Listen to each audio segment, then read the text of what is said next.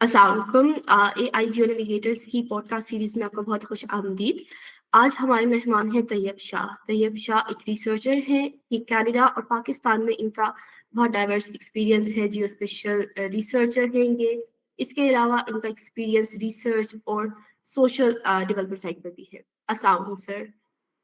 Walaikum Assalam, Faizan. Thank you very much for this opportunity. Thank you so much sir for joining us. Actually आपके पास इस वक्त रात का time है, हमारे पास सुबह के 10 बज रहे हैं। Really thankful and really appreciate for your time. Okay so हम स्टार्ट करते हैं। अगर आप अपना थोड़ा सा तारुफ हमें कराएं आपकी जुबानी, आपका काम, आपने किन जगहों पर काम किया और किस तरह का काम। Sahi. So, as you told, I'm working in the field of GIS. तो अगर सादा जबान में कहें कि ये मैप मेकिंग है ठीक तो I started in late 90s with the Department of Space Science. फिर almost 10 years का span है. I work with in different departments. Pakistan इसमें यूनाइटेड नेशंस भी है, गवर्नमेंट भी है, पब्लिक प्राइवेट सेक्टर है, यूनिवर्सिटीज के साथ भी काम किया. जी But then I moved to the Canada and then start my PhD and so on. तो so अभी मेरा जो पोर्टफोलियो है यहाँ पे मैं एज ए रिसर्च मैनेजर हूँ यूनिवर्सिटी में और रिसर्च के अंदर इन्वॉल्व हूँ कंटिन्यूसली. जो सबसे इम्पोर्टेंट चीज़ है कि वो मैं पाकिस्तान में बहुत सारी यूनिवर्सिटीज़ में स्टूडेंट के साथ एज ए मेंटर जो है वो काम कर रहा हूँ. ब्रेनस्टॉर्मिंग है, बहुत सारे आइडियाज़ हैं. तो इसमें ये है कि बहुत सारे डिसिप्लिन के स्टूडेंट्स हैं जिनके साथ मेरा इंटरेक्शन रहती है. इसमें मोस्टली रिमोट सेंसिंग जीआईएस है, एनवायरनमेंट के भी हैं, आईटी के लोग भी हैं, सोशल साइंसेस के भी हैं. तो इस तरीके से तकरीबन जो मुख्तलिफ डिसिप्लिन के लोग हैं इनके साथ मेरा continuously last almost you can say 30 years इनके साथ इंटरेक्शन है. और फिर मैं जो हमारी फील्ड है इसके अंदर मैं काफ़ी एक्टिव हूँ. In other words I know what's happening to. सही सर, जैसे कि आपने मेंशन किया आप एज एन रिसर्चर काम कर रहे हैं, तो सबसे पहले मेरा आपसे एक सबसे छोटा सवाल लेकिन सबसे अहम सवाल है। आपको क्या हम्म. लगता है, क्या रिसर्च चेंज ला रही है या सिर्फ ये वही किताबें पढ़ने और अलमारी में रखने वाली बातें हैं? अ, असल में होता ये है कि जो रिसर्च है ना वो एक बिलीव है, सेल्फ बिलीव है आपका. सो जो रिसर्चर है अगर उसको कॉन्फिडेंस नहीं है, एतमाद नहीं है या वो पुरुमीद नहीं है अपने काम से कि ये it can bring some change, तो फिर जो बाकी जो चीज़ें हैं, जो फॉलोअर्स हैं, वो बिल्कुल सेकेंडरी थिंग्स रह जाती हैं. तो पहले तो ये है कि जो रिसर्चर है, उसको खुद से पुरएतमाद होना चाहिए. तो हमारे यहाँ अभी बहुत सारी यूनिवर्सिटीज़ में भी बड़ा अच्छा टैलेंट आ रहा है, फॉरेन क्वालिफाइड लोग भी आ रहे हैं. लेकिन अभी भी वो एक एनवायरनमेंट नहीं बन रही जिसके अंदर जब वो कोई रिसर्च कर रहे हैं तो कहें कि मैं फुली कॉन्फिडेंट है कि हाँ, it can bring some change. Otherwise अगर आप दुनिया में देखें, तो जो जो भी चेंज आ रही है, वो बेसिकली रिसर्च ही इंट्रोड्यूस करवाती है. मतलब अगर आप एग्ज़ाम्पल रिसेंटली लें कि कोविड के दरमियान जो वैक्सीन का इश्यू था, तो वो क्या था? Research based finding. हुँ, सैकड़ों रिसर्च लैब जो है वो across the world developing countries के अंदर काम कर रही थी और फाइनली उनमें से कुछ लोग सक्सेसफुल हुए और फिर उसके बाद वो कमर्शियल प्रोडक्ट की तरफ जो है उसको लेके गए. तो रिसर्च जो है, वो बेसिकली आपको लीड करती है, आपको गाइड करती है, लेकिन अगर रिसर्चर का अपना ही कॉन्फिडेंस ना हो रिसर्च के ऊपर, तो फिर वो चीज़ जो है वो आगे सेल करना, उसको कन्विंस करना, उसको मटेरियलाइज़ करना, वो बहुत मुश्किल हो जाता बिल्कुल। रिसर्च को जब तक हम इस सोच के साथ नहीं करेंगे कि हमने इसकी इम्प्लीमेंटेशन करनी है, तब तक वो रिसर्च इतनी हेल्पफुल नहीं होगी। है. जी, बिल्कुल। बिल्कुल. क्योंकि मैंने खुद भी रिसर्च की हुई है और मैं देखती हूँ कि पाकिस्तान में बहुत ज़्यादा रिसर्च है, लेकिन क्योंकि हुँ, उसकी इम्प्लीमेंटेशन नहीं है, तो इस वजह से आई गेस वो रिसर्च इतनी यूज़फुल नहीं हो रही है। अब उसकी लाइक हम देखते हैं कि कोई भी आरओआई होता है हर चीज़ का, तो उस हुँ. रिसर्च का कोई आरओआई नहीं निकल रहा। तो बिल्कुल सही। तो इसमें अगर आपको मैं ऐड करूँ इसमें रिसर्च के अंदर एक बड़ी इंटरेस्टिंग एग्ज़ाम्पल मैं नॉर्मली दिया करता हूँ, कि हम जिस तरह क्रिकेट का मैच देख रहे होते हैं और हमारी कोशिश होती है कि एक ही बॉल के पर ऐसी हिट लगाएँ कि पूरा स्कोर पूरा करके आ जाए. इसी तरह हमारे रिसर्चर्स की भी यही सोच होती है कि हम एक ही पेपर करें, एक ही रिसर्च प्रोजेक्ट करें और दुनिया चेंज कर दें. ठीक है? तो रिसर्च जो है वो एक टेस्ट मैच है, जिसमें आप टुक-टुक लगे रहते हैं और बड़े आराम से आप मोमेंटम गेन करते हैं। पहले आप अपना तो आपको एक लॉन्ग टर्म एक एरिया ऑफ रिसर्च आपको आइडेंटिफाई करना होता है और स्लोली-स्लोली आप उसके डिफरेंट डायमेंशन को कवर करते हुए आप कोर प्रॉब्लम की तरफ जाते हैं। उसका एक सॉल्यूशन ढूँढते हैं, उसका एक जो भी अप्रोच है उसकी तरफ जाते हैं। लेकिन हमारे यहाँ जब भी होता है वो कहता है कि एक ही शॉट में मैंने पूरा प्रोजेक्ट जो है वो कंप्लीट करना है।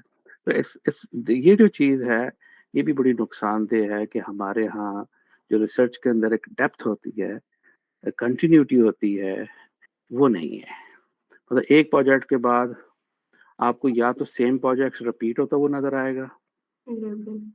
या फिर टोटली नया प्रोजेक्ट पकड़ लेंगे, वो पहले हुँ, वाले को छोड़ देंगे, ठीक है? तो उस पहले वाले प्रोजेक्ट को लेके उसको बेस बना के उसके ऊपर उसको स्केलेबल प्रोजेक्ट की तरफ लेके जाना, उसके फर्दर डेप्थ में जाना, वो जो चीज़ है वो अभी ग्रो नहीं कर रही है। अभी बड़ा अच्छा पॉजिटिव साइन्स हैं, कुछ यूनिवर्सिटीज़ में ये डेफ़िनेटली बड़ा चीज़ें जो है वो ग्रो कर रही हैं।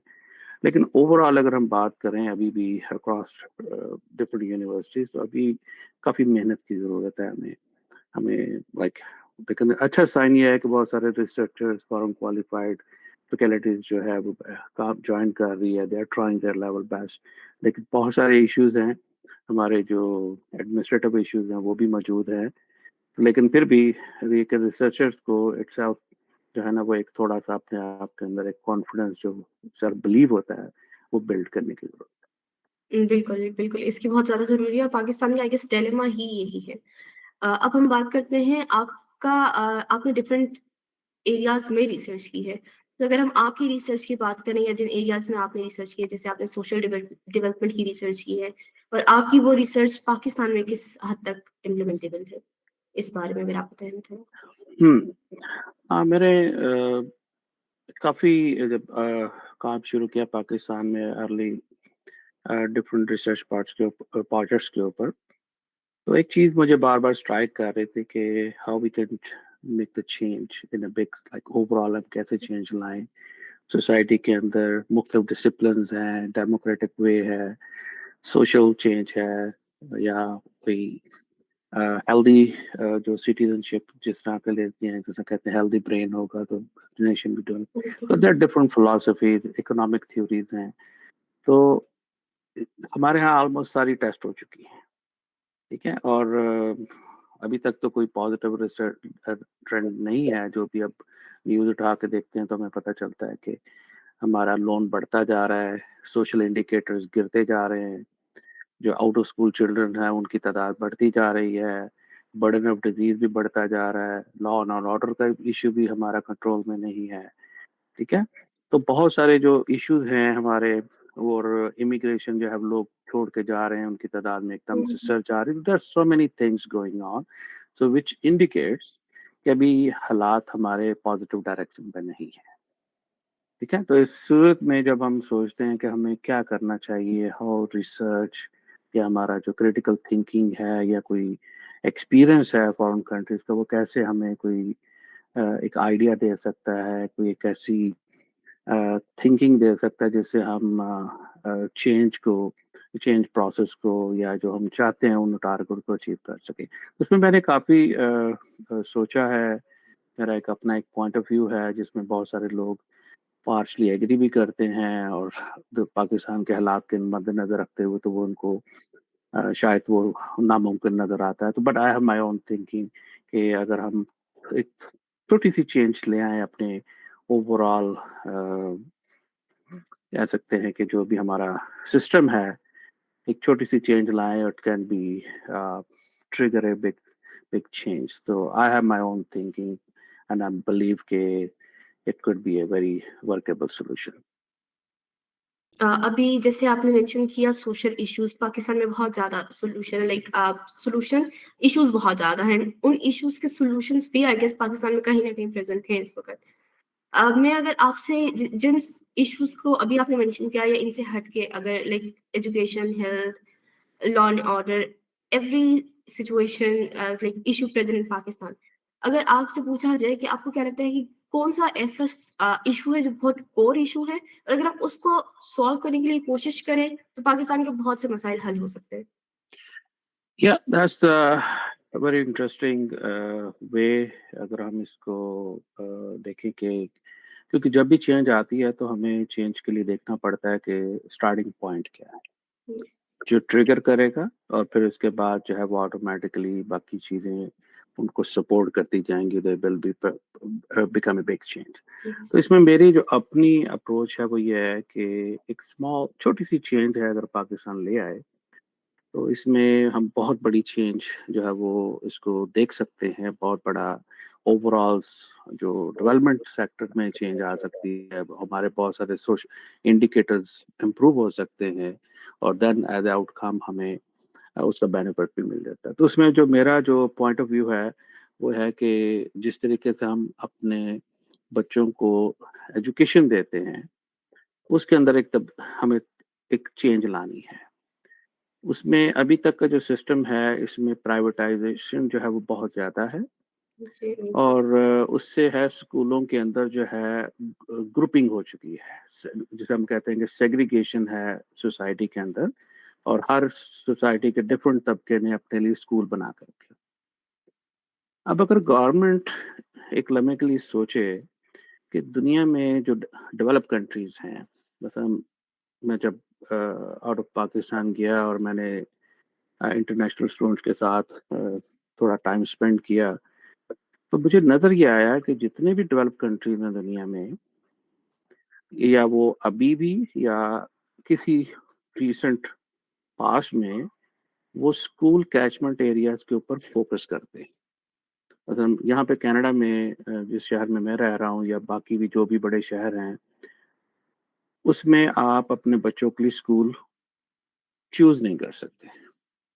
आपको स्कूल जो है वो असाइन किया जाता है based on the place of your residence, जिसमें हम कहते हैं पोस्टल कोड है, ज़िप कोड है, या जो भी आपका एड्रेस है, उसकी बेस के ऊपर आपको 1 या 2 स्कूल की ऑप्शन दी जाती है कि आप जो एलिमेंट्री स्कूल है, आपको बच्चों के लिए ये पिक कर सकते हैं।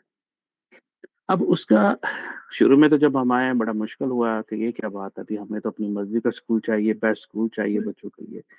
तो उसमें नज़र आया कि नहीं, you have no choice, very limited choice in other words. फिर मैंने वो सोचना शुरू किया, दोस्तों से, फेलो से साथ डिस्कशन की कि व्हाई इट्स सो इम्पोर्टेंट। ये लोग तो हमें डेवलपिंग कंट्रीज़ को पैसे देते हैं एजुकेशन के लिए, हेल्थ के लिए, हमारी फंडिंग देते हैं, और अपने बच्चों को ये बाँध के पढ़ाते हैं, ठीक है? तो ये क्या जी, मसला है? तो हमें हम ये क्या कर रहे हैं? हमें या तो मैं मुझे समझ नहीं आ रही, या ये बहुत बड़ी गेम है। तो जब मैंने मज़ीद इसको इन्वेस्टिगेट किया, तो पता चला कि दुनिया में कोई भी ऐसा डेवलप कंट्री नहीं है जो ये काम ना करता रहा हो या कर रहा है, सरप्राइजिंगली। हुँ, उनका way of governance is different. हाँ, कहीं पे मोनार्की है, कहीं पे प्रेसिडेंशियल सिस्टम है, कहीं पे पार्लियामेंट्री सिस्टम है, कहीं चांसलर है।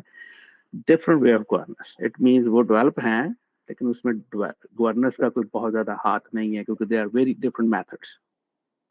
Health system, they have different. Judicial system is different, कहीं पे जज रिटायर ही नहीं होता, कहीं पे उसकी लिमिट डिफरेंट है, उसका सिलेक्शन का मेथड डिफरेंट है। तो all the way her system जो एक प्राइमरी आप कह सकते हैं कि बेसिक सिस्टम है किसी भी नेशन का या कंट्री का, वो मोर और लेस डिफरेंट है डिफरेंट डेवलप कंट्रीज के अंदर। लेकिन जो एक चीज है वो बड़ी कॉमन है कि वो अपने बच्चों को पहले 8 साल, और बाज केसेस में 12 साल की जो एजुकेशन है वो अपने नेबरहुड में देते हैं। They will not allow them to cross the neighbourhood boundaries, जो वो नेबरहुड को डिफाइन करते हैं, कि हर स्कूल का अपना एक अटेंडेंस जोन बनाते हैं, उसकी बाकायदा डिमार्केशन होती है। फिर जो घर जो है उस बाउंड्री के अंदर है, उनको वो देते हैं चॉइस 1 और 2 स्कूल्स की, कि दी स्कूल जो है वो पिक कर सकते हैं। क्योंकि यहाँ पर पॉपुलेशन नॉर्मली इन कंट्रीज में डेंसिटी हाई नहीं है, तो इसमें ये होता है कि स्कूल के सर्टेन डिस्टेंस तक अगर आपका बच्चा विद द पार्क है, तो आपको खुद पिक एंड ड्रॉप देनी है, अदरवाइज आपको बस मिलेगी, स्कूल बस मिलेगी। बट लेकिन अगर मैं इन्हीं चीज़ों को पाकिस्तान के सिनेरियो में देखूं, तो हमारे अर्बन एरिया में हाई डेंसिटी है, तो हमारे बिल्कुल। तो अगर हमें एलिमेंट्री स्कूल के लिए एनरोलमेंट चाहिए, तो तकरीबन कोई हाफ किलोमीटर के अंदर आपको एनरोलमेंट मिल जाती है। चाहे वो सिंगल सेक्शन स्कूल हो या 2 या 3 सेक्शन का स्कूल हो, तो उसके लिए आपको प्रॉब्लम नहीं है, तो आपको बड़े आराम से एनरोलमेंट मिल जाएगी। बच्चे बड़े आराम से विदिन हाफ किलोमीटर जो है उनको मैक्सिमम डिस्टेंस ट्रैवल करना पड़ेगा, जो मोस्टली वॉकिंग होता है। अब ये जो एक आइडिया था, इसको मैंने जब फर्दर एक्सप्लोर किया, तो मुझे नज़र आया कि एक्चुअल तो ये इनकी जो डेवलप्ड कंट्रीज़ हैं, ये इनकी जो जो डेवलप जो स्टेटस है, उसके अंदर इसका क्रिटिकल रोल है। अगर ये लेयर आज हटा दें, तो बाज़ कंट्रीज़ तो सर्वाइव कर जाएँगे, लेकिन बाज़ नहीं करेंगे, बाज़ कोलैप्स कर देंगे। तो इट्स वेरी क्रूशियल थिंग कि अंडरस्टैंड करें कि ये लोग अभी भी इस सिस्टम को फॉलो कर रहे हैं, और इसको इवन कि बहुत सारी डिमांड है ओपन चॉइस सिस्टम की, लेकिन वो इससे अभी भी हट नहीं रहे। ठीक, फ्लेक्सिबिलिटी थोड़ी बहुत इंट्रोड्यूस कर रहे हैं, but they know the importance of this system. अब मैंने फिर यहीं से सोचना शुरू किया कि अगर हम इस मेथड को अपने सिनेरियो में देखें, पाकिस्तान के या डेवलपिंग कंट्रीज के या लो इनकम और मिडिल इनकम कंट्रीज के सिनेरियो में, तो क्या बनता है, हम क्या कोई चेंज आ सकती है? तो जो मैं सोचता गया, तो मुझे तो बड़ी हैरत हुई कि ये तो एक बहुत ही ज़बरदस्त किस्म का मेथड है, जिसे हम कहते हैं कि एक आपको थोड़ी-सी एफर्ट करनी है और इसका आउटकम बहुत बड़ा है, जिसको हम हमारे पॉलिटिशियंस या हमारे ब्यूरोक्रेट्स शायद जानते भी हैं। I don't know what's the reason. मुझसे ज़्यादा बेहतर समझते होंगे लोग, उनका एक्सपीरियंस एक्सपोज़र बहुत सारे कंट्रीज़ का, मेरा तो सिर्फ़ एक आध कंट्री का है, तो उनको मुझसे ज़्यादा पता होगा कि ये बहुत सारे कंट्रीज़ इसके कितने बेनिफिशियरीज़ हैं। लेकिन वो कभी भी नहीं सोचते कि हमें इस मेथड पे काम करना है विदिन आवर कंट्री, ठीक है?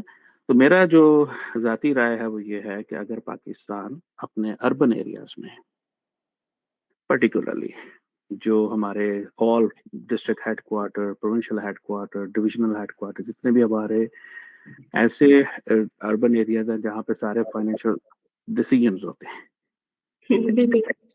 उन एरियाज़ में, उन शहरों में अगर हम ये सिस्टम इंट्रोड्यूस करवाएँ, इसका मतलब ये है कि गवर्नमेंट 100% पॉपुलेशन को अपना स्कूल देगी, और उन स्कूलों की एक हदबंदी करेगी, एक डिमार्केशन बनाएगी, जैसे हम यूनियन काउंसिल की बाउंड्री लगाते हैं, इसी तरह हर स्कूल की एक बाउंड्री बनेगी।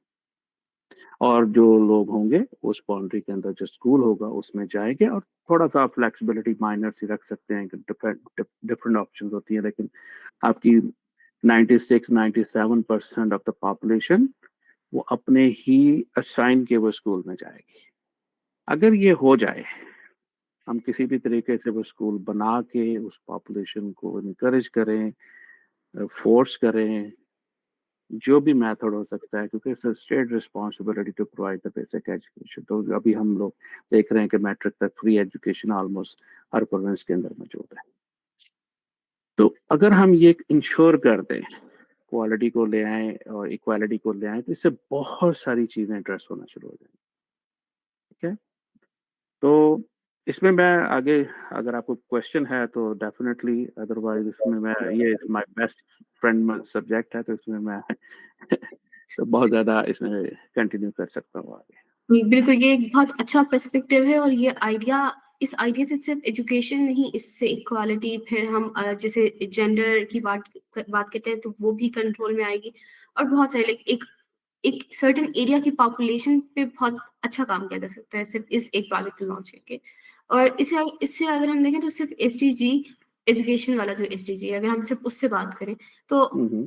उसमें भी बहुत हेल्प होगी, और पाकिस्तान ओवरऑल, लेकिन पाकिस्तान में एक और मसला भी है माइंडसेट का। हुँ, क्योंकि हुँ, हुँ। यहाँ पे आपके घर के पास जो स्कूल होगा वो जितना अच्छा हो, लेकिन आप लेकिन आपकी कम्युनिटी में जितना दूर एक बड़ा अच्छा स्कूल होगा, आप लोग वही प्रेफ़र करेंगे।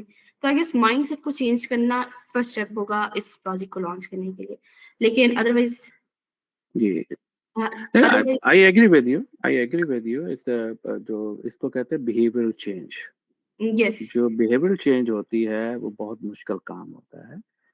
तो लेकिन उसमें ये है कि अगर हम मिल के काम करें, तमाम रिसर्चर्स, हमारी यूनिवर्सिटीज़, हमारे जो रिसर्च नॉन प्रॉफिट ऑर्गेनाइजेशंस हैं या और बहुत सारे इदारे हैं, वो मिल के अगर इसको रियलाइज़ करें कि it's a very big thing, तो मैं आपको जो एक एक होता है क्वेश्चन ये पूछता है कि अच्छा हाउ चेंज आएगी कैसे?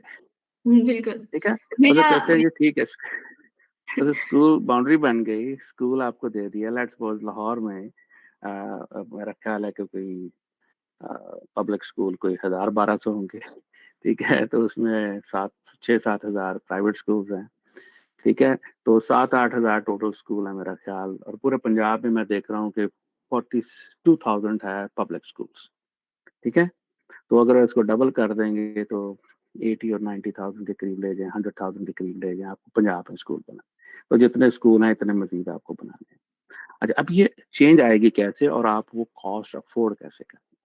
अब ये बड़ा इंटरेस्टिंग फिनोमेना है कि how school catchment areas will solve और like release the pressure from other indicators. पहले नंबर पे तो आप देखें कि जब आप जो स्कूल रिलेटेड ट्रैफ़िक है अर्बन एरियाज़ में, ठीक? वो बिल्कुल। मिनिमाइज़ हो जाएगी, ठीक है? और अगर हमें रिसर्च बताए, अभी मेरे पास ये रिसर्च फाइंडिंग नहीं है कि how much school related traffic contribute into the overall city level air pollution. अगर वो हमें मिल जाए 20, 25, 30% अगर एयर पॉल्यूशन जो है वो स्कूल रिलेटेड ट्रैफ़िक से आ रही है, क्योंकि वो इटसेल्फ या उसको वो एक्यूमुलेटिव इफ़ेक्ट आता है कि जब वो ट्रैफ़िक को स्लो डाउन कर देते हैं, तो तमाम ट्रैफ़िक जो है, जो 15 मिनट का डिस्टेंस है, वो 30 मिनट में कर रही है, तो 15 मिनट जो एक्स्ट्रा है, फ्यूल कंज़म्पशन वो because of the school related traffic आ रही है। उसको अगर आप देखेंगे तो वो जो 20-25% एयर पॉल्यूशन है, उसके चांसेज़ है वो मिनिमाइज़ हो जाए। ठीक है, अब इट्स अ ह्यूज चेंज। अगर आपको आज कोई कहे लाहौर में, फैसलाबाद में, पिंडी में 10-15% एयर पोल्यूशन को कम करनी है, तो it's a huge money, yes, ठीक? Of course. आपको कुछ भी नहीं करना, सिर्फ स्कूल को ऑर्डर में लाना है, हर एक को कहना है कि आप अपने नेबरहुड के स्कूल में, अपने मोहल्ले के स्कूल में वॉक करते हुए जाएँ, ठीक? तो आप एयर पोल्यूशन में ऑटोमैटिकली एक फॉल देखेंगे। अच्छा, अब जब एयर पोल्यूशन कम होगी तो बर्डन ऑफ डिजीज़ में भी कमी आएगी, यस, बिल्कुल। ठीक है? तो अब ये जो जो घरों में लोगों के एक्सपेंडिचर है हेल्थ से रिलेटेड, उसमें रिलीफ मिलेगा आपको। अच्छा, अब उसके साथ जो फ्यूल इम्पोर्ट है, उसपे भी कमी आएगी, क्योंकि फ्यूल कंज़म्पशन में भी 5, 10, 15% भी अगर कमी आती है, तमाम अर्बन एरिया में इम्प्लीमेंट करने से, तो वो जो फ्यूल की मद में जो हम डॉलर्स वापस देते हैं, वो भी हमारे आएँगे, तो वो इकोनॉमी को सपोर्ट करेंगे हमारे, ठीक? तो एक चेन रिएक्शन शुरू हो जाएगा। अच्छा, फिर सबसे बड़ी चीज़ है तबकाती फ़र्क, उसको कमी आनी शुरू हो जाएगी। इसे हम कहते बिल हैं सोशल फैब्रिक जो है, अर्बन फैब्रिक जो है वो रीबिल्ड होना शुरू हो जाएगा, बिल्कुल। ठीक है? जो लोग बच्चे हैं एक ही मोहल्ले के इकट्ठे जा रहे हैं, वॉक करते हुए इकट्ठे आ रहे हैं, उनके अंदर फ्रेंडशिप बढ़ेगी, स्क्रीन टाइम कम होगा, हुँ, ठीक है? बिल्कुल। मतलब अभी आपको स्क्रीन टाइम का जो है बड़ा इश्यू है, बच्चों के अंदर जो ओबेसिटी है, मोटापा जो फैल रहा है, उसको भी काफ़ी हद तक एड्रेस करेगा, क्योंकि जब आप थोड़ा बहुत वॉक करेंगे, बच्चे आपस में जाएँगे, फिज़िकल एक्टिविटी होगी, थोड़ा-सा मूवमेंट होगी, तो क्या होगा, उसमें वो उनके जो हमारा मेजर इश्यू है इस वक़्त के बच्चों का, वो भी आएगा। फिर ओबेसिटी। इसको मेंटल हेल्थ में भी आपको फ़ायदा मिलेगा इसमें, ठीक?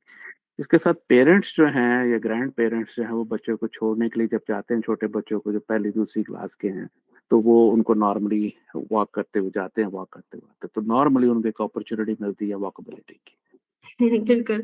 तो उनकी मेरा फिजिकल एक्टिविटी बढ़ती है, ठीक मेरा है? आपसे यही सवाल था कि अगर आपको सजेस्ट करना हो या कोई एडवाइस देनी हो हमारे जो पॉलिसी मेकर्स हैं, तो उनको आप किस तरह की पॉलिसी देंगे? जैसे अभी आप ये सारी एक्टिविटीज़ बता रहे हैं, लाइक सिर्फ़ एक एजुकेशन के चेंज की वज़ह से कितने चेंजेज़ आ रहे हैं।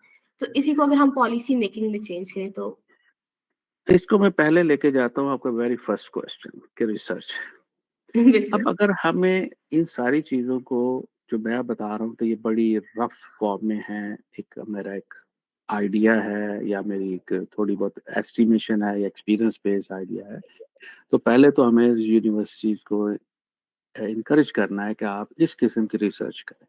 मतलब मुझे अगर कोई ये कहे कि अगर स्कूल 100% हो जाते हैं या स्कूल टाइम में और नॉन स्कूल टाइम में एयर पोल्यूशन में कितना फ़र्क है। वो रिसर्च के थ्रू प्रूव करे और वो उसको बर्डन ऑफ डिजीज़ को करे, तो हमें रिसर्च इस किस्म की जनरेट करनी है जिससे हमें पता चले कि ये एक्चुअल इम्प्लीकेशंस क्या होंगी इसकी, ठीक? फिर इसके बाद बहुत सारी चीज़ें हैं कि शॉर्ट टाइम में आपने स्कूल कैचमेंट एरिया ड्रॉ कैसे करने हैं, आपने सोशल डिवाइड को मिनिमाइज़ कैसे करना है, जो कंसर्न्स हैं अमीर और गरीबों के इकट्ठे बैठने से, उसको कैसे एड्रेस करना है, तो सारी रिसर्च है ये, ठीक? बिल्कुल, तो रिसर्च जो इम्प्लीमेंट के लिए जो इम्प्लीमेंटर्स हैं, पॉलिसी मेकर्स हैं, उनको इन चीज़ों का आंसर्स चाहिए। तो रिसर्च जो है वो इनको एक प्लेटफ़ॉर्म प्रोवाइड करती है, एक वे आउट देती है कि this is the way this thing will be adjusted, you need to take initiative. बाकी बिल्कुल, क्योंकि अभी ये इब्तिदा है, इसके अंदर मैंने क्योंकि लास्ट 15 इयर्स मैंने इस पे काम कर रहा हूँ, मेरे पास बहुत मटेरियल है। बहुत डिस्कशंस है कि स्कूल बनेंगे कैसे, लैंड कैसे लेंगे और इसके अंदर जो है वो जो हमारे पास कॉस्ट है वो कैसे कहाँ से निकालेंगे हम।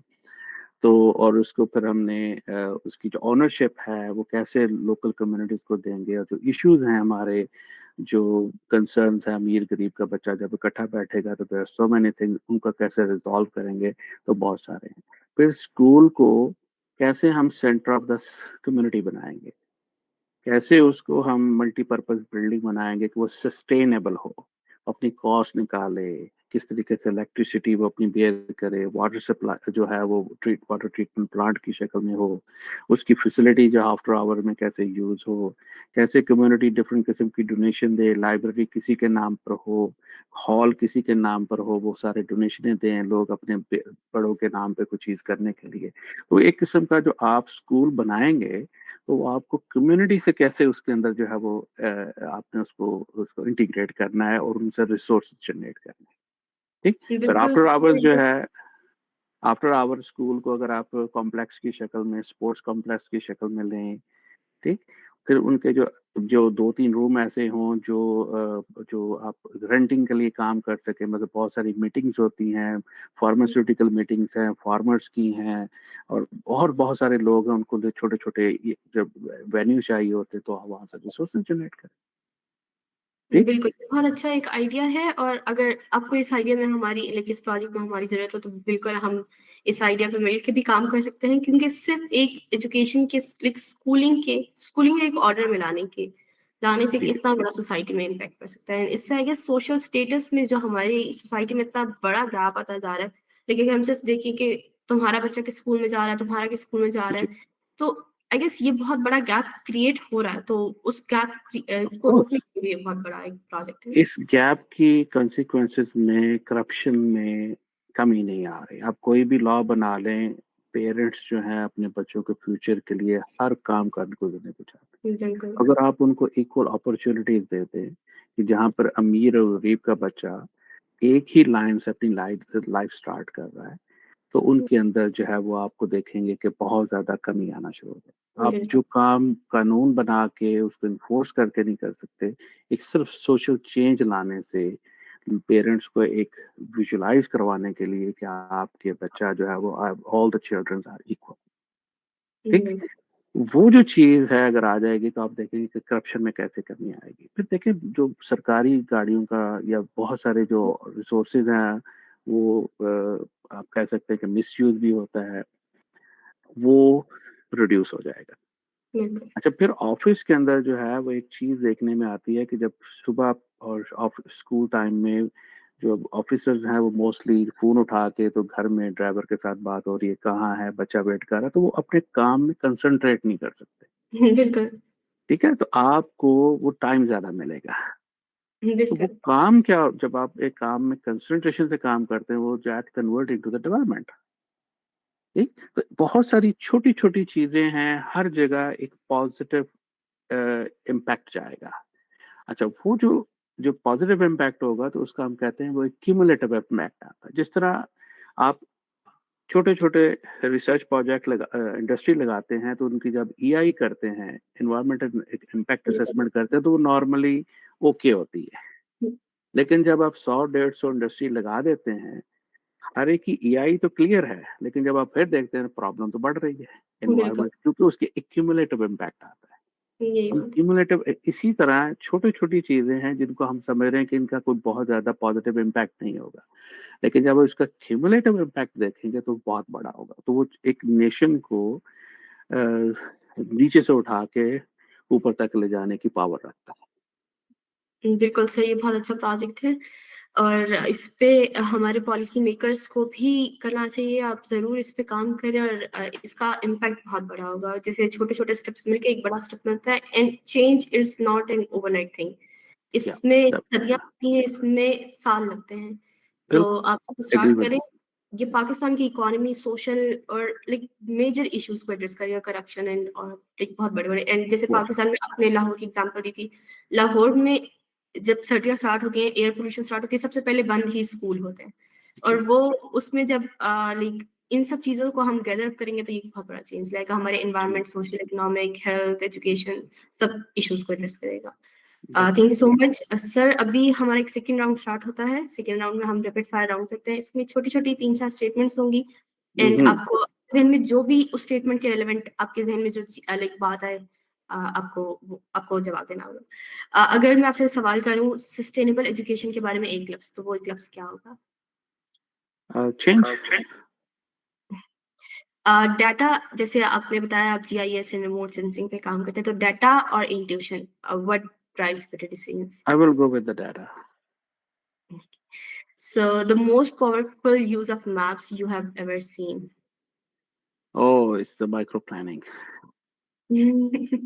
सो बिल्कुल। अगर पाकिस्तान जैसी कंट्रीज़ जो कि अभी बहुत मेजर इश्यूज़ को एड्रेस कर रही हैं, अगर स्कूल प्लानिंग के इश्यू या जैसे आपने सारा बहुत डिटेल में बताया, अगर इस इश्यू को एड्रेस करना हो तो आप क्या एडवाइस करेंगे? The research and believe on research because research आप करेंगे तो there will be a big change. बिल्कुल। Thank you so much sir. आपका प्रोजेक्ट, आपका आइडिया बहुत इंसाइटफुल है और मैं उम्मीद करती हूँ हमारे सुनने वालों को भी बहुत अच्छा लगेगा एंड ज़रूर इससे हमें कुछ सीखने को मिलेगा और इंशाल्लाह। चेंज ज़रूर आएगा। इंशाल्लाह आएगा, उसको टाइम लगेगा लेकिन ज़रूर आएगा। या थैंक यू सो बिल्कुल। मच। आखिर पे अगर आप हमारे सुनने वालों को कुछ एडवाइस या कुछ सजेशन देना चाहें? या फर्स्ट तो मैं आपके प्लेटफ़ॉर्म का बहुत कह सकते हैं शुक्रगुज़ार हूँ। इट्स अ गुड अपॉर्च्युनिटी कि आपके साथ एक बड़े अच्छा एनवायरनमेंट में डिस्कशन हो रही है। एक अच्छी इब्तिदा है, अब होप कि हम ये सिलसिले को आगे कंटिन्यू करेंगे। अगर कोई फीडबैक आता है लोगों का, तो उसको हम कोशिश करेंगे एड्रेस करने की अगर आप लोग इसको मुनासिब समझते हैं। अदरवाइज़ मैं अपने सोशल मीडिया चैनल्स के थ्रू और अपने जो मुख्तलिफ जो वेज़ हैं रिसर्च के थ्रू मैं इसको आगे प्रमोट कर रहा हूँ, देख रहा हूँ कि लोगों की फीडबैक को एडजस्ट करने के लिए। तो overall it's a good good initiative and I hope कि हम जो है वो मिलके कोई एक कुछ चेंज को हम इसको जो है वो एक स्टार्ट कर सकें और थोड़ा-सा इसको पॉज़िटिव वे में हमारी जो यूनिवर्सिटीज़ हैं, जो हमारे यंगस्टर्स हैं, अगर वो आज इस रिसर्च के थ्रू इस आइडियाज़ को अंडरस्टैंड करते हैं, तो जब वो अपनी प्रोफेशनल लाइफ में आगे जाएँगे तो definitely they will be a big assets to support these kind of ideas. So anyway, I would definitely uh, appreciate the efforts you guys are doing and disseminating these kind of knowledge. Thank you so much sir and your project was also so insightful. आज के लिए इतना ही, मिलते हैं नए episode में। अल्लाह हाफ़िज़। Okay, thank you. Thank you so much sir and personally आपका आइडिया जो है, आपका प्रोजेक्ट है, ये बहुत लाइक इंटरेस्टिंग है। क्योंकि पाकिस्तान में सोशल स्टेटस ही एक बहुत बड़ा डायलेमा है, उसको ही कवर करने के लिए Mhm, mhm. हमें क्योंकि यहाँ पे जो माइंडसेट्स है ना, उनको आई गेस चेंज करना ही बहुत मुश्किल है। हाँ, नहीं इसमें है अभी तो मैंने इसको सॉफ्ट रखा है, थोड़ा-सा आइडिया को। तो अभी इसके अंदर बहुत सारी डेप्थ है और मैं इसको नहीं चाह रहा कि मैं एक ही दफ़ा सारी चीज़ों को लाऊँ। ऐसा-ऐसा लोग थोड़ा-सा डाइजेस्ट करें, एक्सप्लोर हुँ, करें कि ये आइडिया क्या है। वरना इसके अंदर तो पूरा एक मैंने फ़ोरसी किया हुआ है कि क्या होना है? स्कूल अगर बनाने हैं तो कैसे बनेंगे? कॉस्ट कहाँ से आएगी?